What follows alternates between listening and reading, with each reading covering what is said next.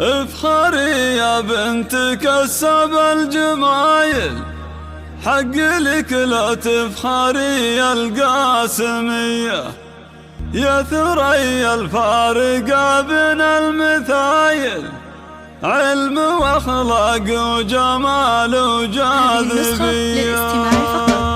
افخري يا بنت كسب الجمايل، حق لك لا تفخري يا القاسمية، يا ثريا الفارقة بين المثايل، علم واخلاق وجمال وجاذبية. لك ابارك واهدي بيوت الجزايل، يوم نلت الدكتوراه والفرحة حية، الف مبروك وافرحي وشك زايل، بالشهادة العالية يجمل بنية. بالتعب جاتك وتشهد لك فعايل، والعزيمة والسهر والمعنوية، لكلية الشريعة بالدلايل، تشهد وتشهد بالهمة القوية. عن حقوق المرأة في الإسلام كانت الرسالة والدراسة يا الوفية. عام 42 بين الأوائل، صرتي بصف الصدارة يا ثريا، أنت بنت شامع الرب الفعايل، وسليمان الكفو جزر العطية. يا عسى مثواه في أعلى المنازل، في الجنان بصحبة الهدي النبية، واعتزي بإخوانك رجال الصمايل، هم حزامك واسندك بين البرية. يا كبر فرحة خواتك الأصايل، كلنا تبارك لك الفرحة الهنية، والحبايب باركوا والحفل حافل، ومحكم تهدي لك القافه هدية. يا من القاسم لكم بين القبايل، هبة وعزة وأمجاد علية، مجدكم شامخ شموخ جمال حايل، يا من واختار خصوم بكل هيا. افخري يا بنت كسب الجمايل، حق لك لا تفخري القاسمية، يا ثريا الفارقة بين المثايل، علم واخلاق وجمال وجاذبية. لك ابارك واهدي بيوت الجزايل، يوم نلت الدكتوراه والفرحة حية، الف مبروك وافرحي والشك زايل، بالشهادة العالية يجمل بنية. بالتعب جاتك وتشهد لك فعايل، والعزيمة والسهر والمعنوية، لكلية الشريعة بالدلايل، تشهد وتشهد بالهمة القوية. عن حقوق المرأة في الإسلام كانت الرسالة والدراسة يا الوفية. عام 42 بين الأوائل، صرتي بصف الصدارة يا ثريا، أنت بنت شامع الرب الفعايل، وسليمان الكفو جزر العطية. يا عسى مثواه في أعلى المنازل، في الجنان بصحبة الهدي النبية، واعتزي بإخوانك رجال الصمايل، هم حزامك واسندك بين البرية. يا كبر فرحة خواتك الأصايل، كلنا تبارك لك الفرحة الهنية، والحبايب باركوا والحفل حافل، ومحكم تهدي لك القافه هدية. يا من القاسم لكم بين القبايل، هبة وعزة وأمجاد علية، مجدكم شامخ شموخ جمال حايل، يا من واختار خصوم بكل هيا.